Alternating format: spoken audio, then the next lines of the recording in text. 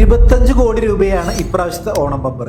നിങ്ങൾക്ക് ഓണം ബമ്പർ അടിക്കുകയാണെന്നുണ്ടെങ്കിൽ എത്ര കോടി രൂപ ലഭിക്കും? ഓണം ബമ്പർ വിറ്റ ഏജന്റിന് 2.5 കോടി രൂപ കമ്മീഷൻ ഉണ്ട്. അത് നിങ്ങൾക്കുള്ള ഈ 25 കോടിയിൽ നിന്നാണ് കൊടുക്കുന്നത്. അപ്പൊ ബാക്കി 22 കോടി 50 ലക്ഷം രൂപ. അതിന്റെ 30% ഇൻകം ടാക്സ് വരും. അതായത് 6 കോടി 75 ലക്ഷം രൂപ. ആ 6 കോടി 75 ലക്ഷം രൂപയുടെ 25% നിങ്ങൾ സർചാർജ് അടയ്ക്കണം. അതായത് 1 കോടി 68 ലക്ഷത്തി 75,000 രൂപ.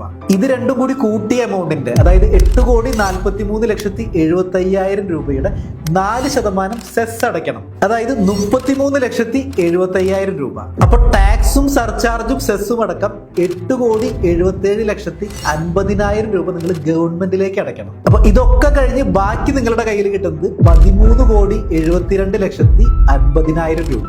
അപ്പൊ ശരിക്കും ലോട്ടറി അടിച്ചത് നിങ്ങൾക്കാണോ അതോ ഗവൺമെന്റിനാണോ? ഇതുപോലെയുള്ള ഫിനാൻസ് ടിപ്സ് മിസ്സാവാതെ കാണാനായിട്ട് നമ്മളുടെ VIP വാട്സ്ആപ്പ് കമ്മ്യൂണിറ്റിയിൽ നിങ്ങൾക്ക് ജോയിൻ ചെയ്യാം. ജോയിൻ ചെയ്യാനുള്ള ലിങ്ക് ഞാൻ ഫസ്റ്റ് കമന്റ് ആയിട്ട് പിൻ ചെയ്തിട്ടുണ്ട്.